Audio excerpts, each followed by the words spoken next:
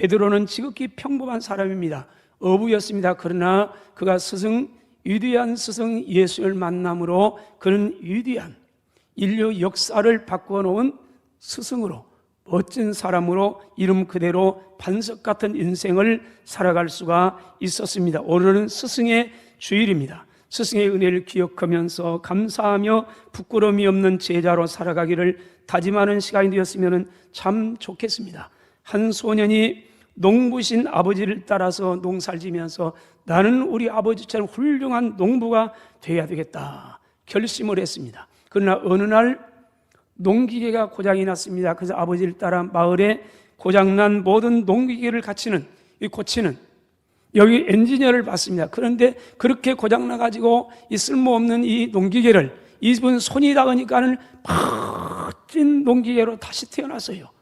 이 엔지니어를 보면 그러면서 결심했으면 나는 엔지니어가 될 거다. 농부들 힘드는데 내가 멋진 이런 농기를 만들어가지고 이렇게 도와줘야겠다. 그리고 시간이 지나 그 후에 아버지를 따라서 변호사 사무실에 가서 변호사를 만났습니다. 너무 억울해하는데 이 변호사가 잘 변론해가지고 억울함을 풀어준 걸 보면서 나는 장차 변호사가 되겠다. 그래서 억울한 사람의 억울함을 풀어야겠다 마음 먹었습니다. 그 다음 주일 교회에 갔습니다. 설교를 듣던 소년은 이번에는 목사가 되고 싶었습니다. 그래 소년은 기도했습니다. 하나님, 저는 무엇이 되어야 합니까? 농부도 엔지니어도 의사도 목사도 다 되고 싶은 거 많은데 도대체 무엇이 되어야 됩니까? 그 소년이 기도하는 중에 너는 모두가 되고 싶으냐 들렸습니다. 그래서 네, 다 되고 싶습니다. 그런데 그렇게 될 수는 없잖아요. 다시 음성이 들렸답니다. 너는 다 될 수 있다. 그러니 너는 그런 사람이 될 사람들을 가르치거라. 선생님이 되거라. 그래 네가 가르친 제자가 농부가 되고 훌륭한 농부가 되고 훌륭한 엔지니어도 되고 훌륭한 변호사도 되고 훌륭한 의사도 되고 훌륭한 목사도 바로 되게라. 그러면 너는 모든 것이 되는 것이다. 그래서 그 소년은 선생님이 되기로 결심을 했습니다. 그리고 열심히 공부했습니다. 훌륭한 선생님이 되었습니다. 이 사람이 바로 계몽주의 교육자 루소입니다. 내가 알든지 모르든지 오늘의 내가 여기에 있는 것은 선생님들의 땀과 수고와 사랑과 희생이 있었기 때문입니다. 이 선생님은 좁은 의미로 보면 나를 직접적으로 가르치는 선생님일 수 있습니다. 그러나 좁은 광의적인 의미로 보면 모두라고 볼 수 있습니다. 어떤 때는 도둑놈도 나의 스승도 선생이 될 수 있습니다. 그 사람을 보면서 저렇게 살면 안 되는 거예요. 바르게 살아야지. 그러면 그 사람은 나 인생에 가장 좋은 교훈을 남긴 스승일 수 있습니다. 여러분, 선생님들은 어쩌면 우리 인생이란 그런 겁니다. 자체가 나 혼자 있는 게 아니에요. 모든 누군가 우리는 배웠습니다. 누군가 나를 위해 가르쳤습니다. 내가 이 땅에 핏덩이로 올 때 아무것도 모르고 아무것도 가진 것도 없고, 그런데 오늘 우리는 그럴듯하게 갖추어진 사람이 되기까지는 수많은 선생님들의 땀과 수고와 사랑과 희생이 있었기 때문에 그렇습니다. 그런데 다만 그 은혜를 알고 감사하며 살아가는 사람이 있는가 하면 은혜를 모르는 사람도 있고 한 걸음 더 나아가 은혜를 왼수로 갚는 사람이 있을 뿐입니다. 여러분들은 이 세 종류의 사람들 가운데 어떤 종류에 속한다고 생각합니까? 대답은 저와 여러분들이 진솔하게 하세요. 하나님 앞에서, 내 신앙 양심 앞에서. 첫째로 우리 모두는 선생님들의 사랑과 희생으로부터 인생을 배워왔음을 기억해야 됩니다. 먼저는 세상 학문과 지식을 가르쳐주신 스승의 은혜를 기억하면서 감사해야 됩니다. 그래서 우리 스승의 주라는 걸 교회에서 만들었습니다. 여러분, 선생이라는 직업은 직업이 아닙니다. 소명이라고 여겼습니다. 그래서 선생은 천직이라고 했던 겁니다. 돈이 목적이 아니었습니다. 일꾼을 키워 우리의 자녀들을 키워서 미래에 우리의 가정을 세우고 국가를 세우는 것이 오로지 목적이었습니다. 그래서 박봉 중에서도 그 길을 기꺼이 선택해서 갔던 우리의 선배들의 선생님들이 계셨습니다. 이를 위해서 모든 걸 다 희생했습니다. 그래서 우리는 선생님을 우리는 모두 존경했습니다. 선생님 어린 시절 따뜻한 마음의 고향 같은 그런 분이었습니다. 지금 우리 모두에게는 선생님에 대한 따뜻한 추억들을 한두 가지는 다 가지고 있을 겁니다. 선생님들은 학생들과 부모님들이 모두 다 함께 존경해 드렸던 분이었습니다. 어른이었습니다. 혹 선생님께서 가정 방문을 오신다면 온 동네가 선생님을 맞이하기 위해서 마을 대청소도 했습니다. 저는 우리 동네에서 비록 시골이지만은 경험을 했습니다. 그리고 선생님께서 오실 시간이 되면은 선생님을 맞이하기 위해서 다 동구 밖에서 기다렸습니다. 그때 우리들에게는 선생님이 이 세상에서 가장 훌륭한 분이셨고 가장 높은 분이셨습니다. 부모님들도 선생님 앞에 혹 불려가면은 언제나 머리를 숙이며 쩔쩔매면서 예만 했습니다. 그런 모습을 보면서 와, 우리 선생님 진짜 나이는 젊은데 우리 아버지보다도 훨씬 크고 우리 아버지 훌륭하고 우리 아버지보다 더 높고 와, 선생님 앞에서는 우리 아버님도 꼼짝 못하는구나, 그렇게 여겼습니다. 다음으로 하나님의 사랑과 하나님의 경외함을 가르치는 영적 스승의 은혜를 기억해야 됩니다. 데살로니가전서 5장 12절 13절, 제가 이 말씀을 하려다가 참 몇 번 망설였습니다. 목사가 자기 보고 해라는구나, 또 그럴까 봐서요. 그러나 마지막 결정은, 이 설교는 하는 게 하나님의 종으로서의 옳다고 생각해서 한 겁니다. 데살로니가전서 5장 12절 13절입니다. 너희 가운데서 수고하고 주 안에서 너희를 다스리며 권하는 자들을 너희가 알고 그들의 역사로 말미암아 사랑 안에서 가장 귀히 여기며 너희끼리 화목하라. 우리의 영혼을 염려하면서 새벽마다 눈물로 기도하는 교회 선생님들을 여러분들은 기억하십니까? 여러분들이 피곤해서 기도하지 못할 때 새벽만 눈물 흘리며 여러분들과 여러분들의 자녀들과 여러분들의 직장과 여러분들의 사업장을 위해서 기도하고 있는 그 누군가가 있음을 기억하십니까? 여러분들이 혹 새 자동차를 구입하고 좋은 아파트로 이사를 간다고 이사 예배를 드려달라고 할 때 하나님께서 마치 나를 축복한 것처럼 기뻐가지고요, 감사해서 그 마음을 여러분은 이해합니까? 혹 여러분들이 병원에 입원했다거나 많이 힘든 것을 볼 때 잠을 설치고 그러면서 기도한 그런 누군가가 있다는 걸 여러분은 아십니까? 알아달라는 게 아닙니다. 이건 목사의 당연히 해야 할 일입니다. 그러나 성경은 그렇게 말합니다. 오늘은 스승의 주일입니다. 스승의 은혜를 감사하는 한 분의 글을 제가 읽어드리겠습니다. 좀 깁니다마는 저는 60 중반의 할머니입니다. 전한 대학교의 의대 교수인데요, 이제 내년이면 정년이 되어 은퇴를 하게 됩니다. 제가 사람답게 살고 교수가 될 수 있었던 사연을 얘기하고 싶습니다. 제가 이 글을 읽으면서 저와 어째 많은 흡사하다, 제가 교수가 됐다는 거 아니에요, 삶이 비슷했다. 저는 깡시골에서 태어나서 아주 어릴 때부터 장작될 나무를 해오고 집안 허드렛 일을 도왔습니다. 저희 집은 아주 가난했고 부모님은 여자애는 공부할 필요가 없다고 하셨습니다. 하지만 저는 집안일보다는 공부에 흥미가 많았습니다.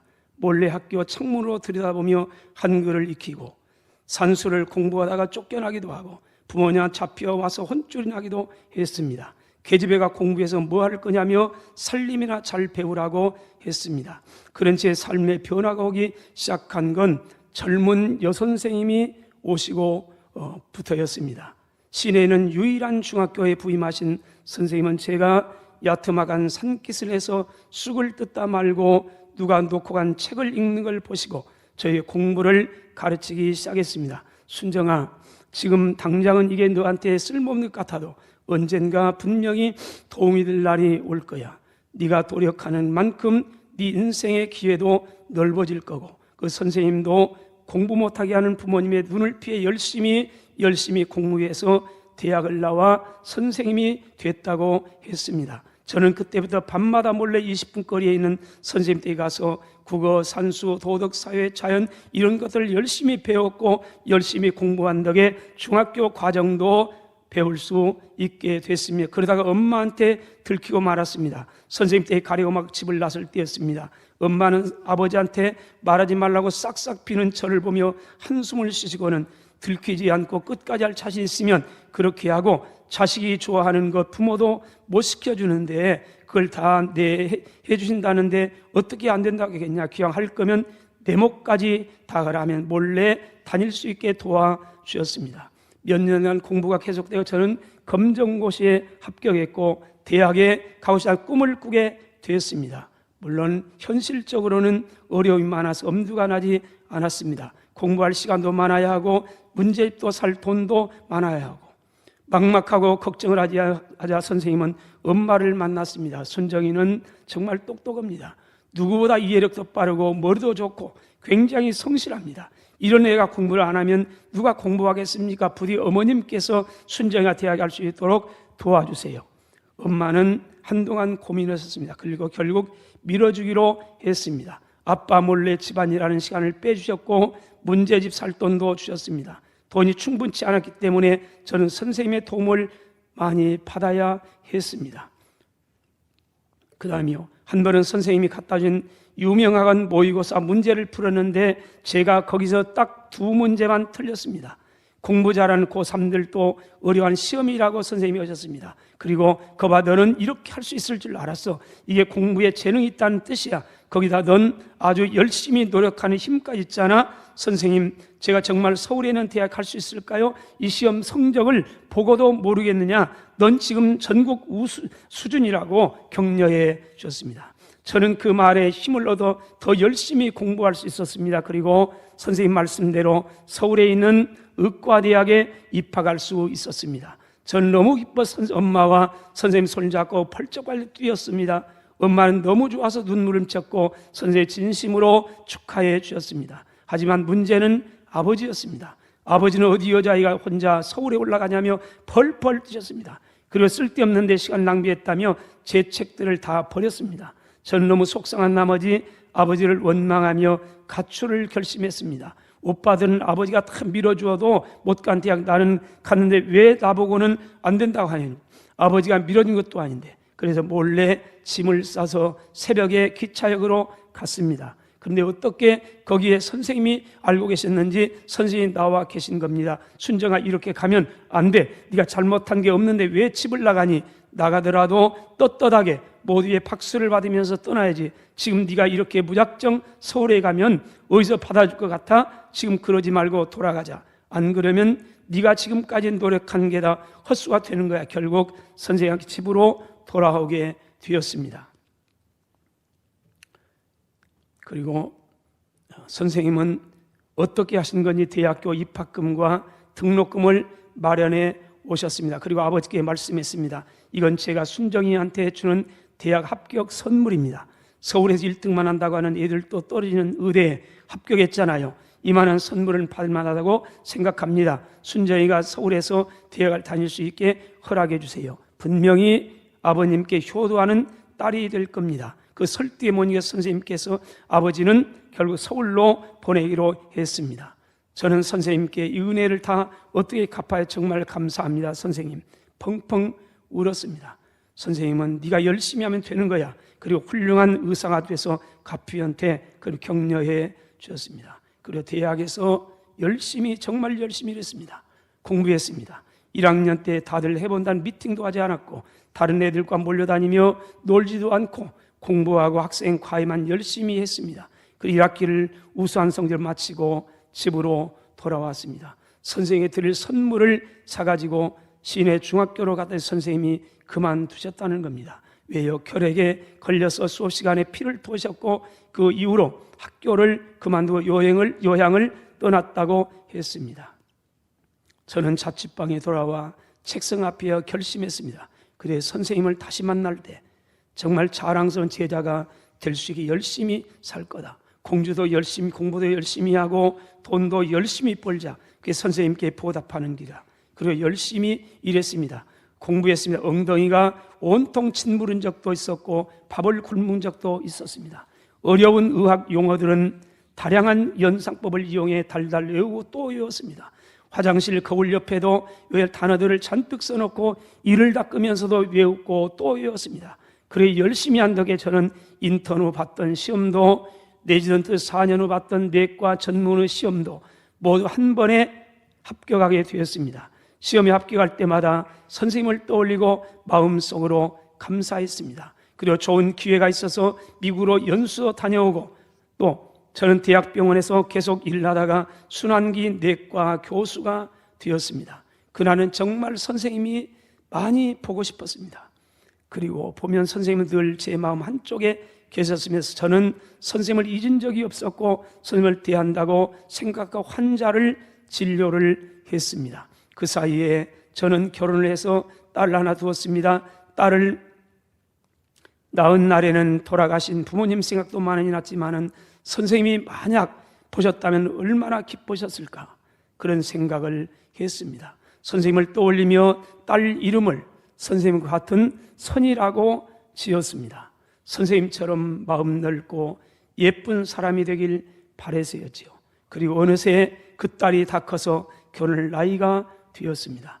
딸도 저처럼 의사가 되고 싶다며 의대에 가서 인턴을 하고 있었습니다. 어느 날 엄마 나 만나는 사람이 있는데 엄마도 한번 만나봤으면 좋겠어요.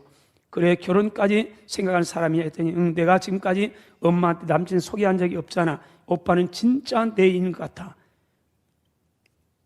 저는 그렇게 내키지는 않았습니다. 딸 얘기를 들어보니까 마음은 착하고 긍정적인 사람 같은데 크게 욕심도 없고 가진 것에만 만족하며 그날 벌어서 그날 쓰고 사는 것 같았거든요. 저는 제 사위는 좀 더 야망이 크고 미래를 위해 투자하는 인물이길 바랐는데 완전 정반대 타입인 것 같아서 만나기도 전에 씁쓸했습니다. 하지만 딸은 그걸 참 좋게 본 것 같았습니다. 딸이 그렇게 좋아하는데 제가 보지도 않고 싫다고 할 수 없어서 저는 일단 그 청년을 만나보겠다고 약속했습니다.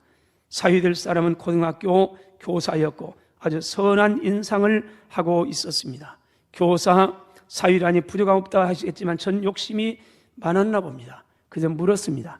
그래 평생 고등학교에서 아이들만 가르칠 생각인가? 대학원에 가서 박사를 하고 유학을 갈 계획은 없고 하자. 사위는 이렇게 대답하셨는데 저는 많은 가능성을 갖고 있는 아이들에게 뭐든 마음만 먹으면 할 수 있다고 가르치는 사람으로 남고 싶습니다. 제가 이런 데는 저의 큰 어머니 영향이 큽니다. 아프셔서 2번 교직을 주셨지만 큰 어머니가 용기를 주셔서 어려운 환경에서도 공부를 해 자기 인생을 개척한 사람들이 많았거든요. 그런 분들이 큰 어머니한테 인사하러 올 때면 큰 어머니가 자랑스럽고 저는 그렇게 되고 싶다는 생각을 많이 했습니다. 생각이 굉장히 바른 청년 같았습니다. 정말 요즘 보기 드문 사람 같습니다. 하지만 과거에 그랬습니다. 이런 데다 말했습니다. 그래 현실이 만만치만 않을 텐데 자네가 그런 걸 부모님은 어떻게 생각하나 물었더니 사위는 부모님도 처음에는 제가 유학 다녀오고 더 좋은 직장 갖기를 바라셨지만은 요즘처럼 교사들이 힘든 때 당당히 고등학교 교사로 일하는 것도 감사하다고 하셨습니다. 제 생각에 또 많이 지지해 주셨고요. 그래서 저는 정말 그 청년의 마음가짐만 하나만 보고 딸의 결혼을 승낙했습니다. 그리고 결혼식 준비는 원만하게 진행되어 양과 부모의 상견례 날이 되었습니다. 저는 약속 장소인 한정식 식당에 좀 일찍 도착했습니다. 환자 진료가 생각보다 일찍 끝난 것도 있었지만은 중요한 자리인 것만큼 가서 마음의 준비를 하고 싶은 것도 있었기 때문입니다. 제가 식당에 들어서 젊은 직원이 나와서 예약을 묻더군요. 저는 상견례 예약을 했다고 말했고 직원은 저에게 잠시 기다리라고 했습니다. 그렇게 직원을 기다리며 서 있는데 카운터에서 감사합니다. 다시 뵐 나를 기다리고 있겠습니다 하면서 손님이 나가는 걸 보는 그 주인이 인사를 하는 겁니다. 이 고상한 목소리가 들렸습니다. 아무리 생각해도 익숙한 목소리여서 카운터 쪽을 돌아보게 되었습니다. 그랬더니 저보다 한 10살은 많으신 것 같은 여자분께서 우아하게 머리를 들어 올리시고 앉아서 계산을 하고 있었습니다. 저는 자꾸 어디서 본 것만 같아 가까이 다가갔습니다. 그랬더니 말합니다. 네, 무엇을 도와드릴까요? 저를 본 여자분이 미소를 지으며 그렇게 물으시더니 한참 저를 뚫어져라고 쳐다보는 겁니다. 저도 한참을 바라봤고요. 아무래도 낯이 익었으니까요. 그리고 그 목소리 억양 부드럽고 우아한 느낌이 예전에 제가 알던 유선희 선생님과 너무도 닮아 있었습니다. 그리고 눈매라든가 얼굴형, 콧날이 선생님과 흡사했죠. 저는 떨리는 목소리로 물어서 혹시 유선희 선생님이 아니신가요? 그자 그분도 너 순정이니? 물으셨습니다. 그 자리에서 눈물을 터뜨리고 말았습니다. 상견례라고 특별히 신경 써했던 화장이 다 엉망이 되고 말았습니다. 어떻게 이런 인연이 있을 수 있는지 하늘은 계속 우리를 잊지 않고 지켜보시고 있다가 이렇게 엮어서 저와 선생님을 만나게 해준 것 같았습니다. 그날 상견례가 끝나고 저와 선생님은 오래도록 이야기를 나누었습니다. 그 다음 좀 제가 중요하고요. 선생님은 제가 순환기내과 교수라고 하자 그러게 될 줄 알았다며 저는 꼭 해낼 줄 알았다고 자기 일처럼 기뻐하셨습니다. 저는 선생님 손을 잡고 그래서 이제 몸은 괜찮으셨냐고 많이 말하신 것 같은데 불편한 일 없냐고 그랬더니 다시 몸이 안 좋아서 병원에 예약을 했는데 그 의사가 워낙 그 계통의 유명한 고수라서 그런지 2달도 넘게 기다려야 된다고 그렇게 말하는 겁니다. 저는 그 말을 듣고 돌아와서 호흡기 쪽에 내려라는 교수들에게 전화를 싹 돌렸습니다. 그리고 대학병원 내 인맥을 총동원해서 선생님 VIP 병실에 입원할 수 해드렸지요. 그랬더니 난 일반 병실도 괜찮은데 이런 데는 너무 어색하다. 선생님, 이게 제가 은혜 갚는 거라고 했잖아요. 제가 선생님께 보답할 수 있게 해주세요. 선생님 웃으면서 알겠다고 했습니다. 그리고 이 순정이가 그 선생님의 주치의가 됩니다. 선생님이 우시면 내가 순정이 덕분에 살게 됐구나. 고맙다고 말했습니다. 그러지 마시라고. 꼭 내가 건강하게 만들어 드리겠다고. 선생님 항암 치료가 시작되었고 아이들의 결혼식 날짜도 잡았습니다. 전에 여러 가지 다 했습니다. 그리고 치료하기 위해 전념을 다했습니다. 제가 공부한 것 선생님을 도울 수 있게 되었으니까요. 힘들게 공부했던 날들에 대한 후회가 정말 눈꼽만큼도 없었습니다. 부모님만큼이나 제 인생에 큰 영향을 주신 선생님을 치료해 드릴 수 있었으니까요. 그리고 시간이 흘러 아이들 결혼식 날이 되었습니다. 선생님도 그동안 치료로 많이 좋아지셔서 곱게 한복을 입고 결혼식장에 오셨습니다. 사랑하신 여러분, 하나님의 은혜를 기억하면서 감사하세요. 이게 첫 주일이었습니다. 우리의 자녀들 내 마음대로 난 게 아니고 우리의 하나님께서 사랑하셔서 주셨습니다. 둘째 주일입니다. 우리의 부모님의 은혜입니다. 오늘 저와 여러분이 잘난 게 아닙니다. 그분의 은혜입니다. 자녀들 위해서라면 찬물 먹으면서 허리띠 졸라매면서 그러면서 지긋지긋한 가난 물려주지 않으려고요. 샛별 보면서 일했습니다. 그리고 가르쳤습니다. 우리는 대학을 나왔습니다. 그래서 사람 구실 좀 해보려고 합니다. 그러나 여러분, 우리가 잘난 게 아닙니다. 그분의 땀 쓰고 있습니다. 오늘 세 번째 주일입니다. 우리 선생님입니다. 우리 뭔가 우리에게 가르쳐. 우리는 이 땅에 아무것도 모르고 아무것도 가지고 가지 않아요. 근데 우리는 뭔가 지금 많이 합니다. 근데 착각합니다. 내가 한 길 잘났다고 올챙이적 모르는 개구리 같습니다. 여러분, 스승의 은혜를 기억하며 사세요. 그래야 한 번뿐인 인생, 주님과 함께 행복한 인생을 살아가게 될 줄로 믿습니다.